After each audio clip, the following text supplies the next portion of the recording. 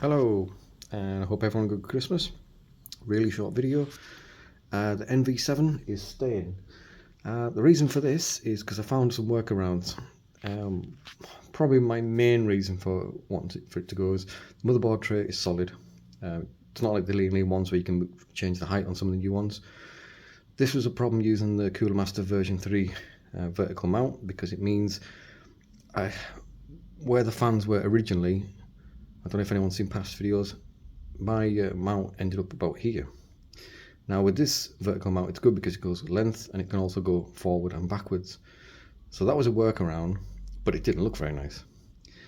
I couldn't drop it any lower because there's a bracket at the bottom of here, which the fans sit on and lets you put them either flat or at an angle. It didn't matter what you did, because of this vertical mount, it's got a bit underneath it. It didn't sit right, so I had to have it higher.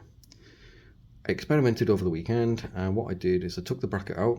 I bought some of the D30 140s, which are wider, and they sit perfectly. And the vertical mount actually holds it in place so well. There's no vibration, there's no movement, nothing.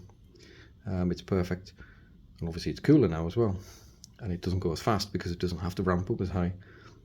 So now I can actually have the vertical mount at the right height that I want it to, so the AIO is on show.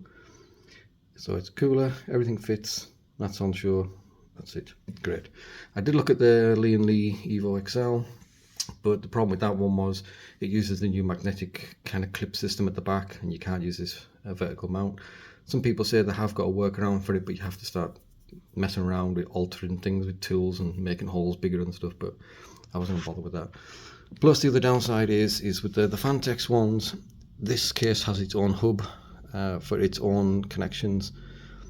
If you move to a different case, you then have to do a lot more wiring, and I couldn't really be bothered with that. And I didn't want to have to go down to the whole, have to get Lee fans as well. They look nicer, but these actually perform better for static pressure and everything else like that, so it wasn't worth it. As for the NV9, I actually seen one up close and personal. It's the 120s would have looked drowned in it, which would have meant having to do the whole 140s, and again, it's not worth it. So at this moment in time, I'm happy, everything fits the way it should do. Like I said, I know there's some Lee cases out now, but I'm hearing reports that it's not so much the vertical brackets that are a problem, it's the actual back of the case where it's not solid enough, and you get anything called case flex, and some of the GPUs are sagging. So with this one, you get nothing like that. It is fairly rock solid, this thing. One other thing I might do to this is the front panel is got two USBs and a 3s, and it's got a C and a headphone jack. I might look into actually buying like a custom one, a separate one, taking this one off the front panel and threading my own through so I can have more at the front. I'll just need to attach it somehow, some glue or something, but I'll do it in such a way that it looks nice. It's no point doing all this and it looking a bit of a botch job, just so I can have more USB 3s on the front, which I tend to use a lot. But that's it for now. The next changes will either be AIO wise, a different 360, just depending on performance, because at the moment this is still right up there with the best of the best. The Deep Cool 720.